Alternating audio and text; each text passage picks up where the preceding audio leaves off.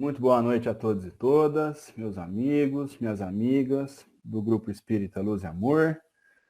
Mais uma segunda-feira nós nos reunimos aqui para o estudo da Gênese. Mas agora eu vou falar para o estudo da Gênese, os milagres e as predições segundo o Espiritismo, porque hoje nós vamos encerrar a Gênese, a parte do livro que nós estudamos que é dedicada à Gênese. Nós vamos tratar do finalzinho dela aqui e depois nós já vamos entrar nos milagres. Então, vejam como o nosso estudo fluiu bem. Todo o tratamento, o estudo da formação da Terra, né, da formação orgânica, inorgânica,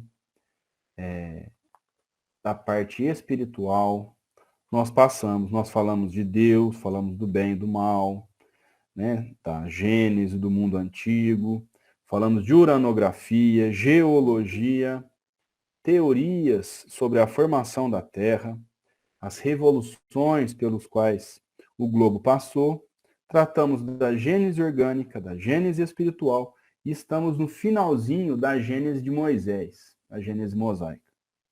Terminando hoje essa Gênese, a Gênese, nós passamos para a segunda parte do livro, quando a gente vai tratar de milagres, né? Mas todo mundo que é espírita já sabe que a gente não trata de milagre, né? Então vocês já podem um saborzinho aí que Kardec vai usar de razão, raciocínio e ciência para falar dos atos que foram atribuídos como milagres, né? Mas antes, vamos começar aqui, vamos terminar a Gênese. Nós estamos numa roda, no estudo horizontal, vocês fiquem à vontade para me interromper. Então, Kardec passou para nós aqui toda essa parte dos 6 dias da criação, apresentou a Gênese de Moisés, com o texto original bíblico, né?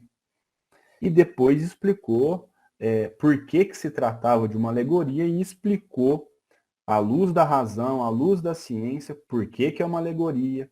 Também explicou que essa alegoria tem um fundo que a gente tem que estudar, né? Não pode ser desprezado.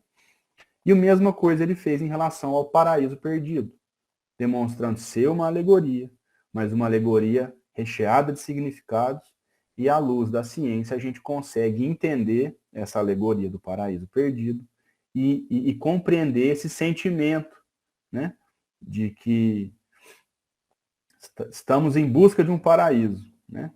Esse paraíso, então, seria um mundo ditoso, né, um mundo feliz, e que nós alcançaremos esse mundo através do nosso melhoramento moral e intelectual, né? Através da nossa evolução. Então, agora nós vamos falar do item 26, capítulo 12, item 26. É bem o último mesmo aí da Gênese. Kardec vai falar assim para nós sobre o espiritismo, né? Sobre a nossa religião. Ele fala o seguinte, ó: eram necessários os conhecimentos que o Espiritismo ministrou acerca das relações do princípio espiritual com o princípio material, acerca da natureza da alma, da sua criação em estado de simplicidade e de ignorância, da sua união com o corpo, da sua indefinida marcha progressiva através de sucessivas existências e através dos mundos, que são outros tantos degraus da senda do aperfeiçoamento, acerca da sua gradual libertação da influência da matéria, mediante o uso do livre-arbítrio, da causa dos seus pendores bons ou maus e de suas aptidões, do fenômeno do nascimento e da morte, da situação do espírito na erraticidade e, finalmente, do futuro como prêmio de seus esforços por se melhorar e da sua perseverança no bem, para que se fizesse luz sobre todas as partes da Gênese espiritual. Então vejam que bonito. Vejam como Kardec é um grande professor, grande escritor. para que ele escrevesse sobre a Gênese espiritual, eram necessários diversos conhecimentos que ele pontuou aí. A gente conheceu o mundo material, espiritual, a relação de um com o outro, criação do espírito simples e ignorante, tudo que ele pontuou para que a gente conseguisse entender a Gênese espiritual. E nesse ponto, a gente entende um dos primeiros ensinamentos que ele trouxe para nós, lá na introdução. Lá na introdução, não sei se vocês se lembram, mas ele falou o seguinte, que vários pontos da Gênese estavam prontos, muito antes da publicação. Só que ele não poderia publicar um livro, um texto tão complexo e tão rico, sem que outras matérias já estivessem bem disseminadas, bem assentadas. E é por isso que dos 5 livros, que o pessoal gosta de chamar de Pentateuco, né, as 5 obras básicas, a Gênesis foi publicada depois, é a última. Apesar de tratar do início de tudo, ela é publicada por último. Por quê? Para que a gente entendesse a Gênese, necessário era que nós tivéssemos, que Kardec tivesse publicado os outros 4 livros, né, os outros livros, que ele sempre deixou à disposição para serem discutidos à luz da razão. Né? Por isso que ele depois, e também a Revista Espírita, né, para que depois ele venha publicar a Gênesis. Então, para que ele construísse esse raciocínio enorme, ele precisou sedimentar todos esses ensinamentos aí que ele pontuou. E depois ele diz o seguinte, graças a essa luz, o homem sabe doravante de onde vem, para onde vai, por que está na terra e por que sofre. Basicamente, as 4 perguntas mais difíceis de se fazer para um ser humano são essas. De onde você veio, para onde você vai, por que você está aqui e por que você sofre. Sabe que tem nas mãos o seu futuro e que a duração do seu cativeiro neste mundo unicamente depende dele. Vejam o grau de responsabilidade da nossa vida. Nós que vamos conduzir a nossa marcha. Né?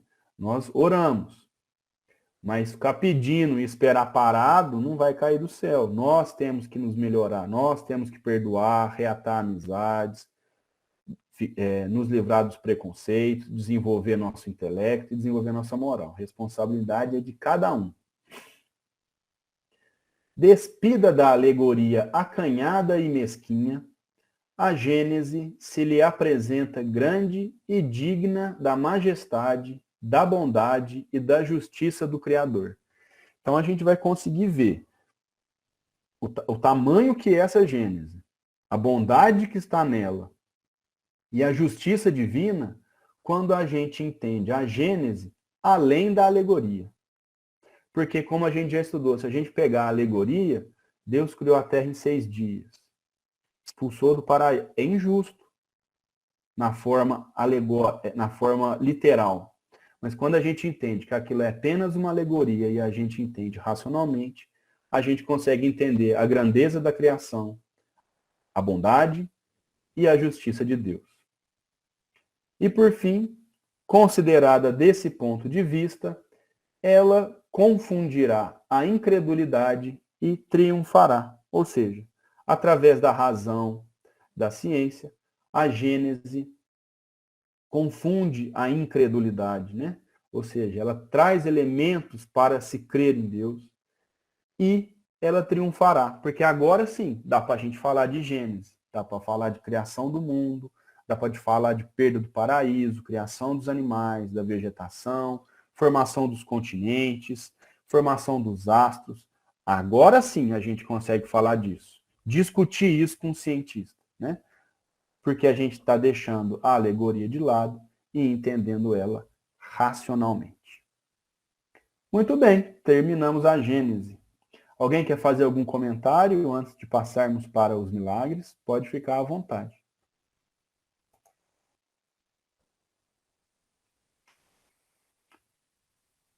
Ninguém?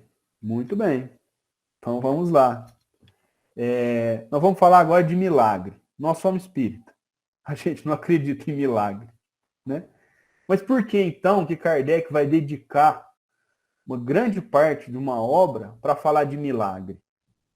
Porque ele vai justamente fazer o que ele faz com as alegorias, o que ele vai fazer essas crenças, com os dogmas. Ele vai trazer a luz da razão e vai colocar a discussão em aberto. Né? Ele vai falar assim, ó, entendemos assim, por isso, isso e isso, à luz disso, disso e disso. Né? Então, nessa parte dedicada aos milagres, Kardec vai falar dos caracteres dos milagres, ele vai tratar do sentido teológico dos milagres, ele vai falar o espiritismo não faz milagres, aí é uma afirmação. Depois ele vai falar, ele tem um trecho que é uma pergunta, né? Faz Deus milagres? Né? A gente já sabe a resposta, mas ele vai dar uma resposta completa. E depois ele termina falando o sobrenatural e as religiões. O tema dos milagres eu acho muito interessante, porque a gente ouve muito falar dos milagres, né? Na nossa cultura mesmo, e também porque muitas pessoas se aproximam do espiritismo atrás de milagres. Né? Nos buscam falando, eu quero ver isso, eu quero ver aquilo. Ou quando a gente fala que é espírita, mas você já conversou com o morto? Como é que é isso? Né? E a gente sabe que isso não é um milagre, é só uma lei natural. Né? É uma lei natural que a gente, como espírita, pelos ensinamentos aí de Kardec, também da vasta doutrina espírita, a gente aprendeu a como fazer, né? A maneira correta de atuar, seja como médium, seja como o orientador ou como dirigente, a gente aprendeu a trabalhar com isso. Então, é simplesmente uma parte da ciência para nós. Né? Para quem está de fora, pode parecer que é um milagre mesmo, mas a gente sabe que é algo natural, educável, estudável e, consequentemente, também muito admirável. Então vamos lá. Os milagres no sentido teológico. Então, capítulo 13, item 1. Na acepção etimológica, etimologia é o estudo da evolução das palavras, as suas origens. Né? Então, assim, na acepção, estudando a palavra, né? Na acepção etimológica, a palavra milagre, de mirare, admirar, significa admirável, coisa extraordinária, surpreendente. A academia, ou seja, as faculdades, né, das universidades, os estudiosos, definiu-a deste modo: um ato do poder divino, contrário às leis da natureza conhecidas. Então, quando a gente escuta falar de milagre, a gente está ouvindo falar do quê? É de algo fora das leis naturais. Né? Congelar a água é milagre? Não, não é, porque todo mundo consegue congelar, a gente consegue entender porque que a água congela, a gente consegue fazer isso em casa. Então, quais seriam os milagres? Seria aquilo que estaria fora das leis naturais. Né?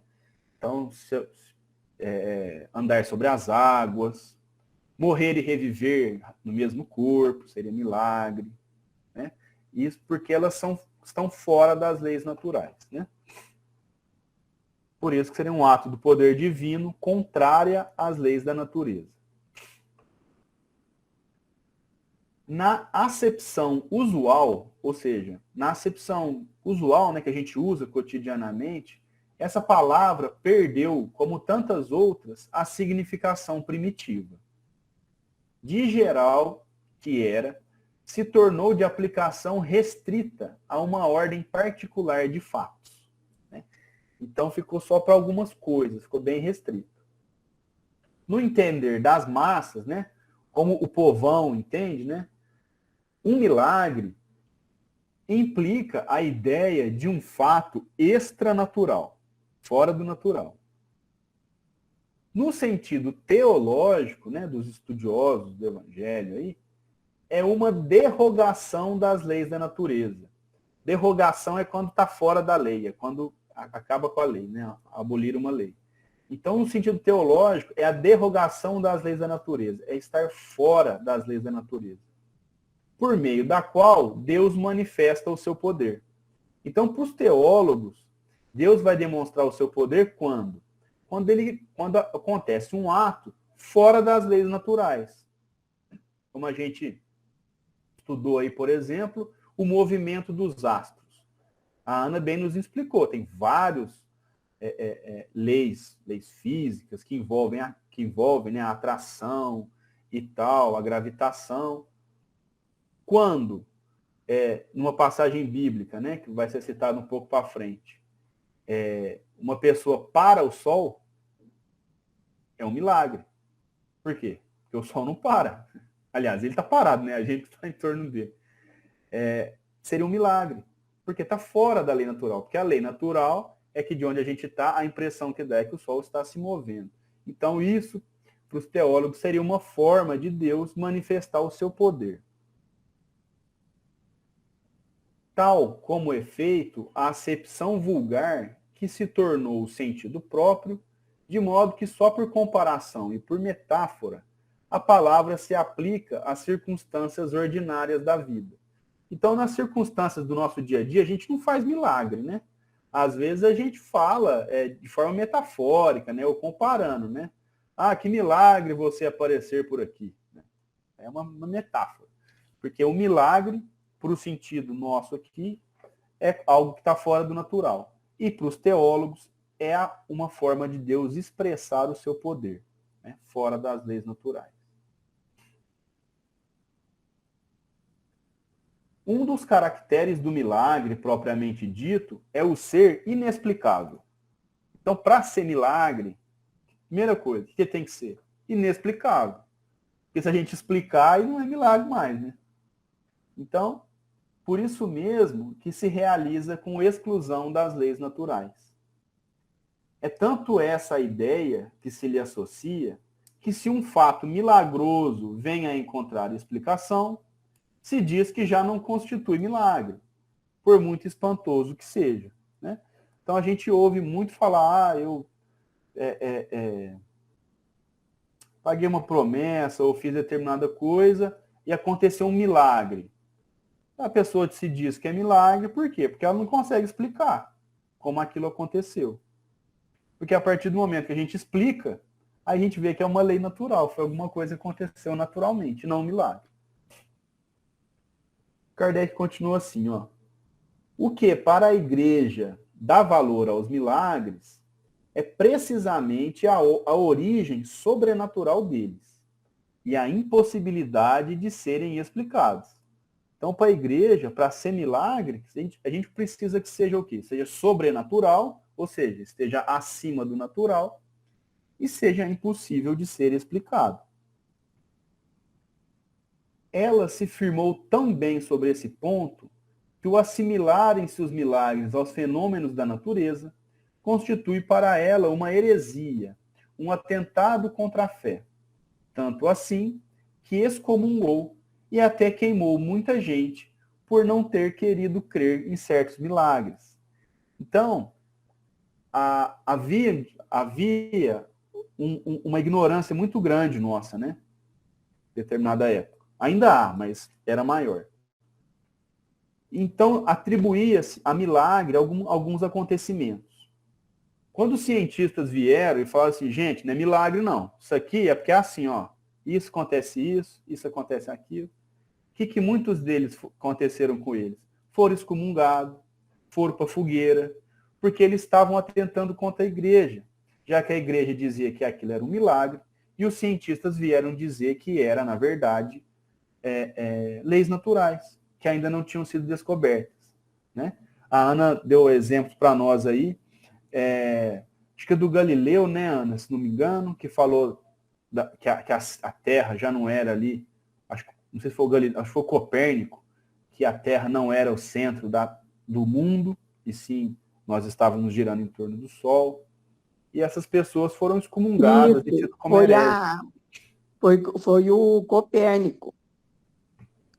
Ele escreveu um livro, né, A Revolução dos dos mundos, e ele fala, né?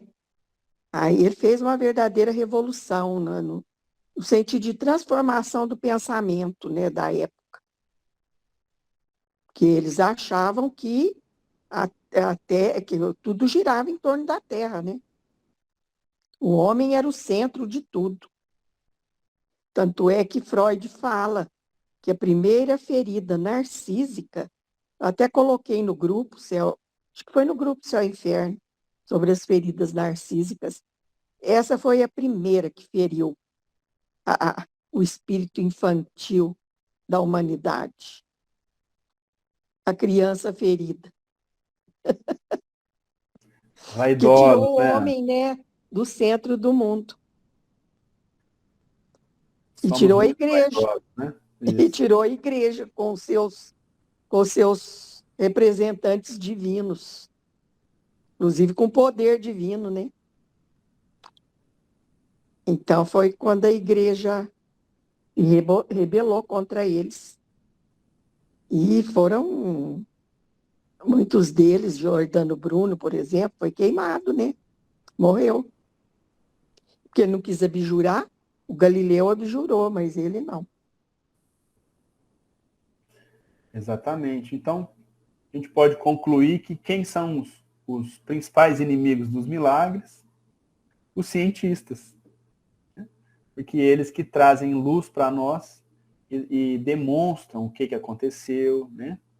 E aí a gente tem que se dobrar realmente à ciência. Não por outro motivo. Kardec, em todo o seu texto, pautado na ciência, mesmo assim falou, se a ciência evoluir, vocês sigam a ciência. Porque Kardec sabia da limitação da sua época e da limitação da ciência, né? Depois Kardec fala assim para nós, ó, outro caráter do milagre é o ser insólito.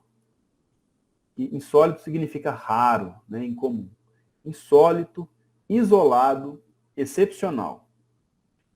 Logo que um fenômeno se reproduz, quer espontânea, quer voluntariamente, é que está submetido a uma lei. E desde então, seja ou não seja conhecida a lei, já não pode haver milagres. Milagre também tem que ser de vez em quando, né? Acontece raramente. Quando acontece com certa frequência, o que vai acontecer? A gente vai entender que ali existe uma lei por trás daquilo, uma lei natural. Então, mesmo que a gente, conhecendo ou desconhecendo essa lei, a gente já não vai falar de milagre. Então, milagre é aquela coisa que acontece de vez em quando, muito raramente, e também inexplicável. Item 2. Aos olhos dos ignorantes, a ciência faz milagres todos os dias. Eu achei essa frase maravilhosa. Porque quando eu era criança, assistia lá na TV Cultura, tinha lá o Rá-Tim-Bum, tinha o X-Tudo, eles faziam experiência. Aquilo para mim era um milagre, né? O cara misturava uns líquidos, virava fumaça. A gente não consegue entender aquilo. E a gente tem como um milagre. Nossa, olha o que aquele cara faz, é maravilhoso, né? Mas na verdade, ele é um cientista, ele conhece as leis. Então ele sabe o que ele está fazendo ali. Então ele vai misturar alguma coisa. Eu gostava muito de picar um papelzinho pequenininho, esfregar um pente na cabeça assim e passar perto do papelzinho, o papelzinho sobe, gruda tudo no pente. É um milagre, eu estava fazendo papel voar, né? Aí depois você vai estudar, né? Você sabe que é eletrostática, né? Tem um poder de atração e a gente entende que não é milagre e sim ciência. Se um homem que se ache realmente morto for chamado à vida por intervenção divina, haverá um verdadeiro milagre, por ser esse um fato contrário às leis da natureza.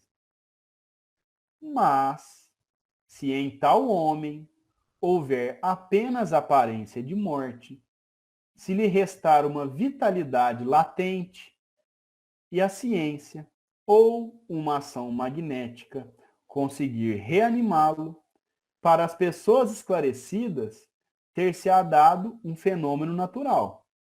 Mas para o vulgo ignorante, o fato passará por miraculoso. E é justamente isso. Se a gente tem uma pessoa que está em estado catatônico, ou uma pessoa que teve uma parada, e os médicos, né, fazem ali uma desfibrilação, ou fazem algum procedimento que traz ela à vida, se você sabe que a medicina pode fazer isso, você fala, o médico fez o procedimento correto. Mas se você ignora, se você ignora que a medicina tem consciência disso, você vai falar o quê? Nossa, esse homem ressuscitou o outro, ele fez um milagre. Então a gente já começa a entender, Kardec vem trazendo para nós um comparativo de quando se acha que é milagre e de quando se entende o que está acontecendo. Né? Lance um físico do meio de certas campinas, um papagaio, uma pipa, um papagaio elétrico, e faça que o raio caia sobre uma árvore, e certamente esse novo Prometeu será tido por armado de diabólico poder. Eu pesquisei, Prometeu na mitologia grega é a divindade do fogo. Então, se a pessoa não conhece, não estudou, né, mesmo que não conheça profundamente, a gente sabe que a gente soltar pipa, chovendo, né, na época de raio, se tiver um metal, pode atrair, cai um raio ali naquela pipa, né, naquele papagaio. Então, se a pessoa não tem essa consciência, ele vai achar que essa pessoa tem o poder de dominar o fogo, de criar fogo através da linha da pipa e tal. Né? Mais uma comparação que Kardec traz. E ele continua. Houvesse, porém, Josué detido o movimento do Sol, ou antes da Terra, e teríamos aí o verdadeiro milagre, porquanto nenhum magnetizador existe dotado de bastante poder para operar semelhante prodígio. Eu dei uma lidinha rápida, eu não domino a Bíblia, os personagens dali, mas Josué, pelo que eu li, foi uma pessoa, um líder, que veio depois de Moisés. E aí narra-se, né, uma passagem que durante a libertação do povo, ele teria erguido a mão e parado o sol, né, o movimento do sol para o dia ficar mais longo, para terminar a guerra e tal. Então aí Kardec diz, né, olha, teria Josué realmente detido o movimento do sol, aí a gente teria um verdadeiro milagre, porque não tem nenhum magnetizador tão poderoso que conseguisse interferir nas leis de atração e de movimento que a gente já estudou. Depois Kardec diz assim, ó, foram fecundos em milagres os séculos da ignorância, porque se considerava sobrenatural tudo aquilo cuja causa não se conhecia. Aí a gente vai entender quando que tinha mais crenças em milagres, quando a ciência tinha menos espaço, quando a época ainda era de muita ignorância. É natural do homem, do ser humano, buscar uma resposta para alguma coisa. Se a gente não consegue, quando a gente não consegue explicar, a gente fala, foi um milagre divino. Né? Então, quando menos a gente tem conhecimento científico, mais a gente vai atribuir fenômenos ou acontecimentos a causas milagrosas. E é por isso que Kardec nos diz, ó, a proporção que a ciência revelou novas leis, o círculo do maravilhoso se foi restringindo.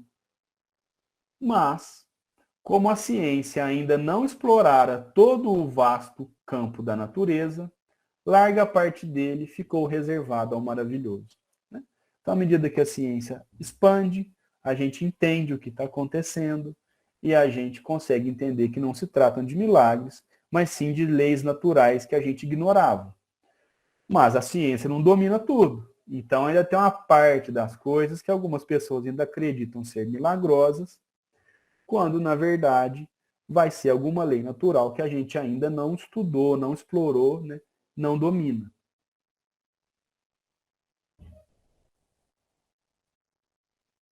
Muito bem, item 3. Expulso do domínio da materialidade pela ciência, o maravilhoso se encastelou no da espiritualidade, onde encontrou seu último refúgio. Isso é muito importante. O que Kardec está falando para nós? Olha, a ciência cresceu. E aí ela expulsou o milagre do domínio da materialidade. Ou seja, caiu um raio ali porque foi um milagre. Não, a gente consegue entender como é que os raios acontecem. Aconteceu aquilo por um milagre. Não, aquilo ali é uma lei orgânica, aquilo ali é uma lei física, uma lei química, uma lei biológica. Então, para onde que foi, né? Aonde que os milagres encontraram maior refúgio?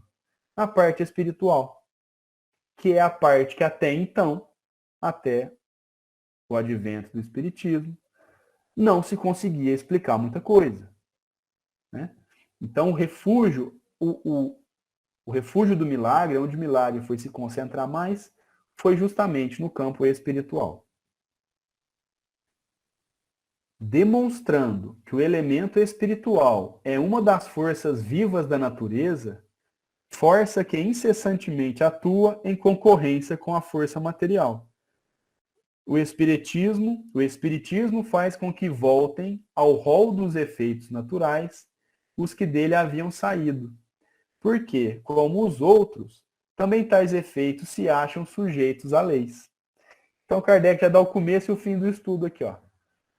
Os milagres foram para o campo espiritual, porque é onde que a ciência ainda não tinha adentrado, não tinha conhecimento. Aí o espiritismo vai lá e acaba com a graça. Fala, gente, isso aqui é manifestação de espírito, que dá assim, assim, assado. É uma lei natural, que faz parte das leis da natureza. E aí o que o espiritismo faz? Faz com que os milagres voltem para o rol, né? Voltem para a lista dos efeitos naturais.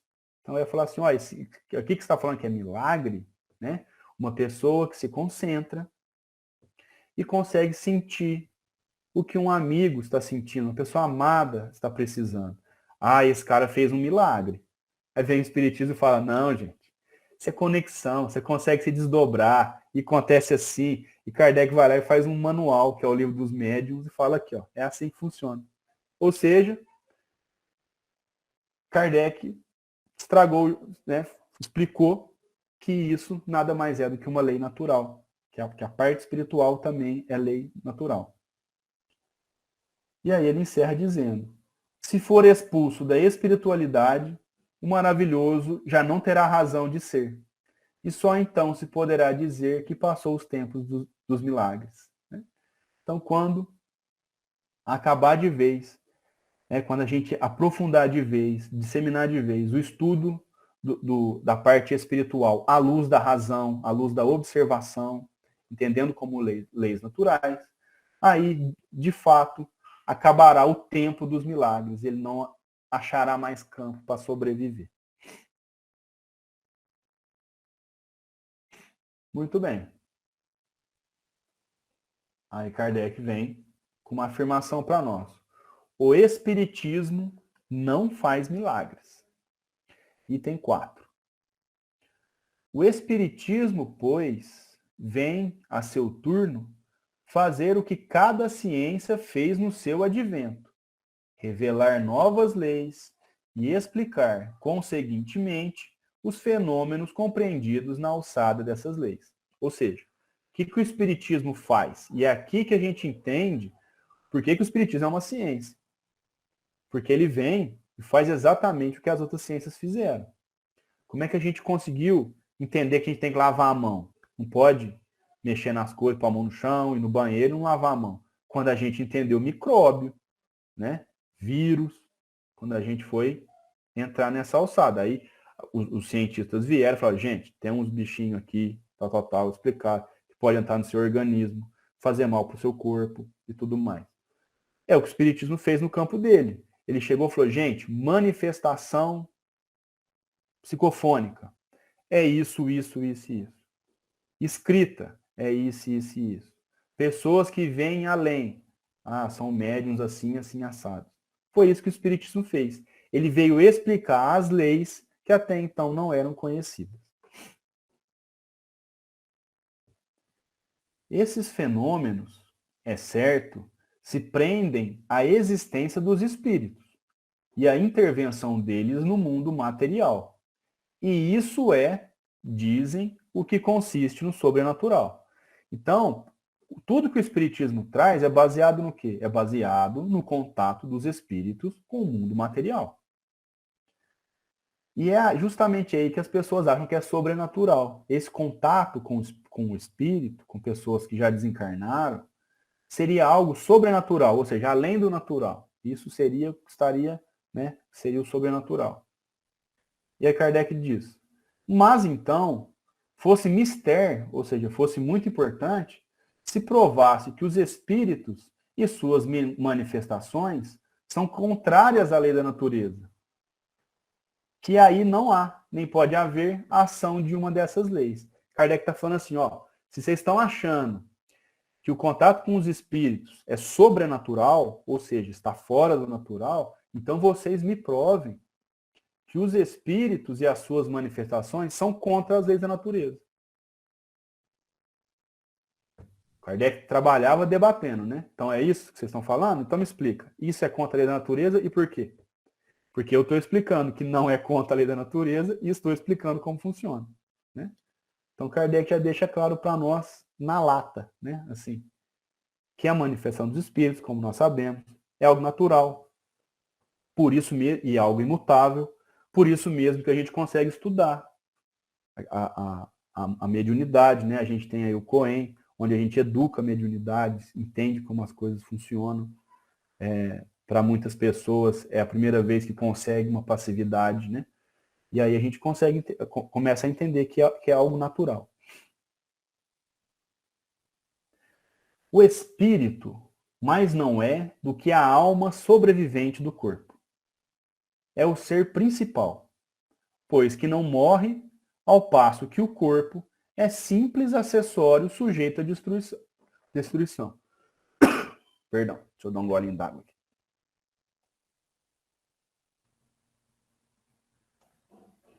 Então, o que Kardec está falando? O espírito é o principal. Por quê? Porque o espírito não morre. E o corpo? O corpo morre, envelhece e morre. Né? Ele está sujeito à destruição. Diferente do espírito que não se sujeita a essa lei. Sua existência, portanto, é tão natural depois como durante a encarnação. Ora, se o espírito não morre e o corpo sim, após a morte do corpo, é natural que o espírito continue, né? Que ele sobreviva. Está submetido às leis que regem o princípio espiritual, como o corpo o está às que regem o princípio material. Então, quais as leis que interferem no espírito? As leis que regem o princípio espiritual. Então, a gente sabe que se a gente manter um pensamento voltado a determinada conduta, a gente vai se ligar com pessoas e espíritos com essa conduta, né? Quem estiver duvidando, é só ficar bravinho aí, brigando todo dia, que vai ver o que acontece. Você vai se conectar com o espírito que tá querendo brigar, que tá querendo causar confusão. Do mesmo jeito que o corpo se submete às leis da matéria. Então, nós estamos sujeitos à gravidade, né? Ninguém que consegue voar. A gente pula e cai. É gravidade, é material. Né? A destruição, a lei de destruição, o envelhecimento das nossas células. O corpo está sendo regido por esses princípios. E depois Kardec diz, ó, mas como estes dois princípios têm necessária afinidade, né, o princípio material e o princípio espiritual, como reagem incessantemente um sobre o outro, como da ação simultânea deles resulta o movimento e a harmonia do conjunto, segue-se que a espiritualidade e a materialidade são duas partes de um mesmo todo, tão natural uma quanto a outra, não sendo, pois, a primeira uma exceção, uma anomalia nas coisas. Ora, se eu estou conseguindo gesticular aqui e falar, é uma ação conjunta, porque eu caio como espírito, manifesto a inteligência que passa pelo meu perispírito, influencia o meu corpo material, e é uma ação conjunta. É natural as duas partes. É o que Kardec está batendo aqui. A parte espiritual não é exceção, não é sobrenatural. É algo natural, tão natural quanto a parte material, né? Que está ligada ao nosso corpo. Alguém quer fazer mais alguma? Quer fazer um comentário? O raciocínio de Kardec é precioso, né? Maravilhoso. Não tem como. Kardec é muito didático, porque ele coloca o começo, o meio e o fim, né? Aí fica difícil rebater, né, Marlene? Mas é isso aí. Muito bem. Item 5. Durante a sua encarnação, o espírito atua sobre a matéria por intermédio do seu corpo fluídico ou perispírito, dando-se o mesmo quando ele não está encarnado. Então, a gente consegue, né, cada um aí se movimentar, ouvir, por ação do espírito no perispírito que está ligado ao corpo. Desencarnado é a mesma coisa, porque a gente vai fazer uma atuação através do perispírito, né? Por isso que quando alguém fala, vi um espírito, né, o médico que tem essa faculdade, ele está vendo ali o perispírito, né? Eu vi o espírito de uma mulher alta, de um homem, não sei que jeito, ele está vendo ali, na verdade, é o corpo fluídico, né? O perispírito. Como o espírito, e na medida de suas capacidades, faz o que o homem fazia.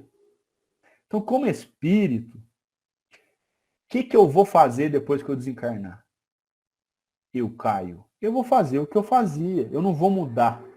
Eu vou ter um campo maior, né? Porque eu não vou estar mais limitado ao meu corpo. Mas eu sou a mesma pessoa. Toda vez que eu vou falar no Coen, eu gosto de falar isso, porque para mim era muito difícil entender isso, porque eu não era de berço espírita, eu não tinha leitura suficiente, estudo suficiente para entender isso. Então, pelo menos para mim, na minha ignorância, tudo fez mais sentido quando eu compreendi que um espírito é uma pessoa sem corpo. Para mim, foi assim que fixou melhor. Né?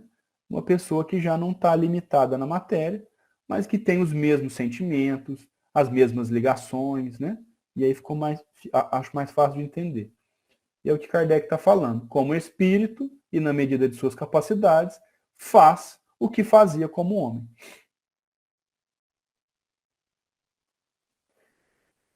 Apenas por já não ter o corpo carnal para instrumento, serve-se, quando necessário, dos órgãos materiais de um encarnado, que vem a ser o que se chamam de médium.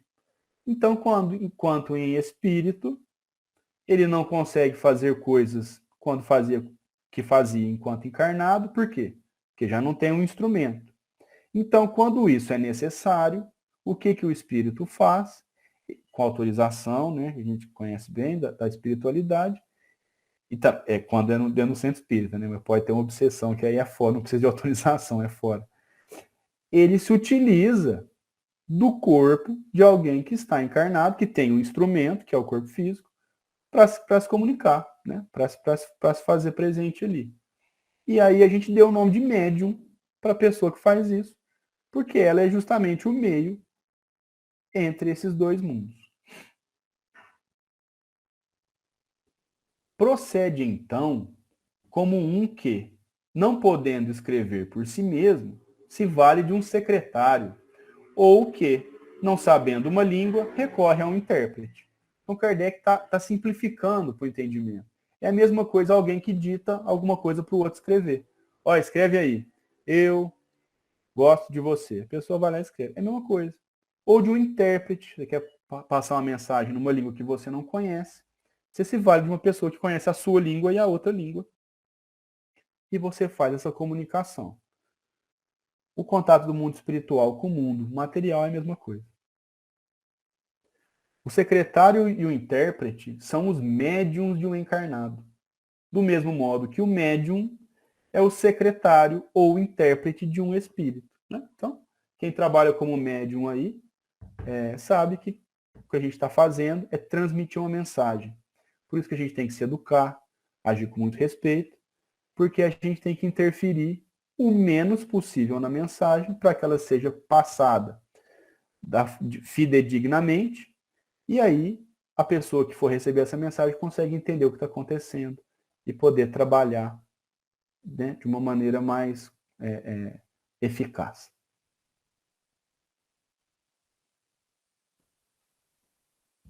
Item 6.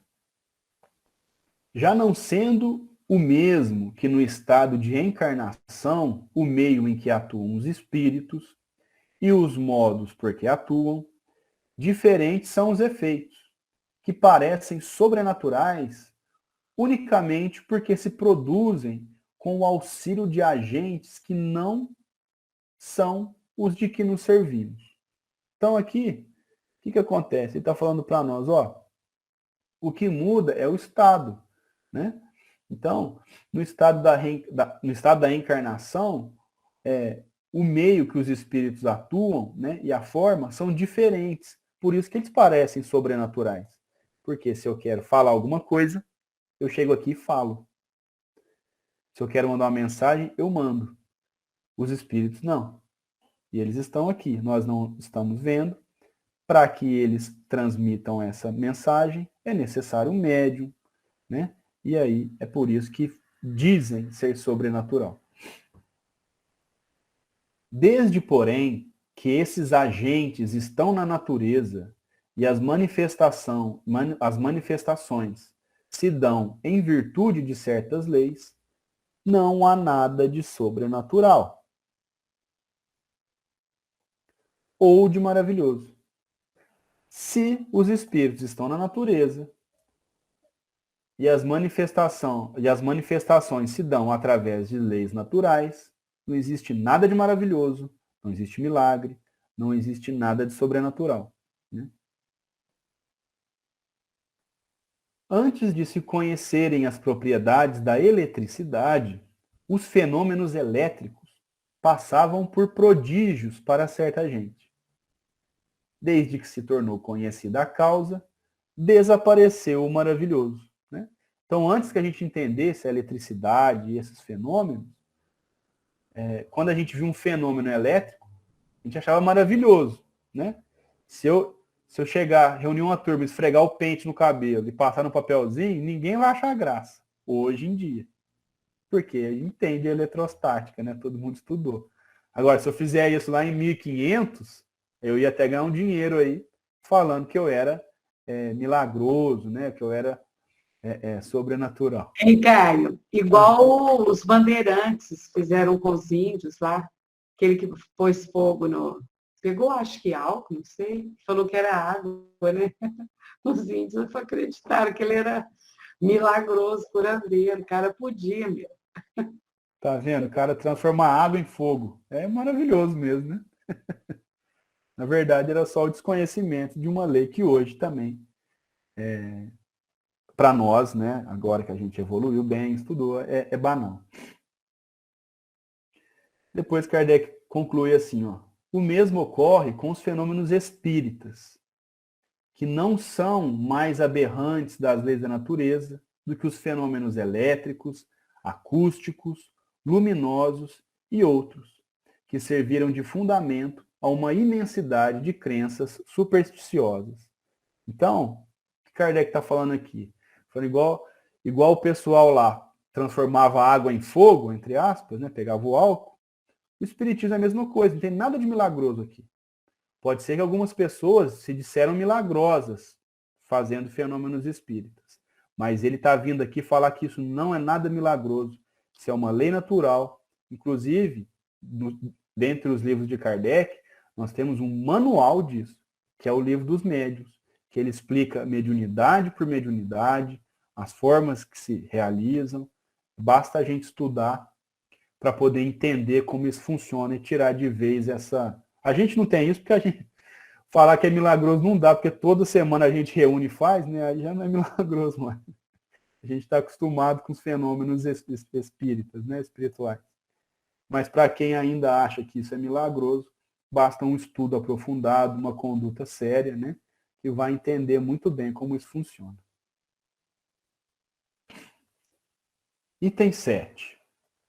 Entretanto, dir-se-á, admitis que um espírito pode levantar uma mesa e mantê-la no espaço sem ponto de apoio. Não está aí uma derrogação da lei da gravidade? Né? Então Kardec está perguntando, ó, se um espírito levantar uma mesa e girar, né, que era o fenômeno que eles produziam na época lá, das mesas girantes, isso aí não é contra a lei da gravidade? Aí Kardec responde, sim, da lei conhecida. Conhecem-se, porém, todas as leis? Antes que se houvesse experimentado a força ascensional de alguns gases, quem diria que uma pesada máquina, transportando muitos homens, poderia triunfar da força de atração? Vejam que comparação maravilhosa que Kardec faz. Quem visse lá, na época, uma manifestação das mesas girantes, falou assim, olha, esse fenômeno está indo contra, né? Essa prática está indo contra a lei da gravidade. Se você entender só a lei da gravidade, realmente. Aí ele pergunta, e se na época que a gente não conhecia a força, a física, o que você me diz de uma máquina pesada que transporta um monte de homem, que é o avião? Seria um milagre, porque se a gente só conhecesse as leis, a lei da gravidade, seria um milagre. Mas a gente já consegue entender velocidade, aerodinâmica, né? E tudo mais que envolve o avião, que eu, sinceramente, não conheço. Mas eu sei que ele voa não por milagre, mas sim por ciência. Ou também o balão, né? Que o ar, ele fica mais leve, né? Entre aspas, e consegue levantar o balão. Ao vulgo, isso não pareceria maravilhoso, diabólico? Aquele que se houvera proposto há um século, né, na época de Kardec, né, a transmitir uma mensagem a 500 léguas e receber a resposta dentro de alguns minutos, teria passado por louco. Se o fizesse, teriam acreditado estar o diabo às suas ordens, porquanto então só o diabo era capaz de andar tão depressa. Se a gente falasse assim, ó, eu vou mandar uma mensagem lá para a China, agora, e vou receber uma foto de lá. Há um tempo atrás, iam falar que a gente é doido, imaginar uma coisa dessa. E se a gente fizesse, falou assim, esse cara aí tem um pacto com o demônio, porque conseguiu uma foto tão longe, né? Hoje, para nós, estamos aí cada um na sua casa, falando por uma tela, né? À distância, praticamente instantânea a nossa mensagem, né? Graças à ciência. E para concluir, ele diz, ó, hoje, no entanto, não só se conhece possível fato, como ele parece naturalíssimo. Por que, pois, um fluido desconhecido careceria da propriedade de contrabalançar, em dadas circunstâncias, o efeito da gravidade, como o hidrogênio contrabalança o preço do balão? É efetivamente o que sucede no caso de que se trata. Então ele falou, ó, enquanto a gente não conhecia os gases, a relação deles, levantar um balão seria um milagre. Se você não conhece o estudo da ciência espírita e vê uma psicografia, uma comunicação, uma visão, você vai achar que é milagre. Só que se você sentar e estudar, você vai entender que isso é uma lei divina, uma lei natural. E que isso acontece, sempre aconteceu por muito, né? Agora que ela é mais estudada, mas sempre aconteceu, né? Durante a estada do homem aqui na Terra. Então a gente vai conseguir entender que, já é o nome do estudo aqui, né? Que o Espiritismo não faz milagres. O que o Espiritismo faz é estudar as leis da natureza, especialmente as leis espirituais, e utilizar dessas leis para a prática do bem. Porque a gente consegue, numa reunião mediúnica comum nossa, ajudar diversos espíritos em sofrimento a serem acolhidos, alguns que trazem mensagens de orientação, seja para a nossa casa espírita, ou seja para uma pessoa determinada. Né? Consegue aí produzir diversos romances, mensagens, né? A Gisele sempre deu uma mensagem aí. O Emmanuel estava do lado de lá, passava a mensagem para o Chico do lado de cá, ele escrevia milagre, não, ciência, Chico antes de começar a trabalhar publicamente, estudou demais a mediunidade, aprendeu a dominar o fenômeno, a dominar como é que funcionava, a escrita, para depois começar a trabalhar da forma que trabalhou. Inclusive, estamos comemorando aí 20 anos da volta do Chico para o plano espiritual, né? Que ele morreu aí no dia que nós fomos pentacampeões mundiais, né? Por isso mesmo que faz 20 anos. Isso aí. Aí na semana que vem a gente continua aí do item 8. Alguém quer fazer algum comentário? Pode ficar à vontade.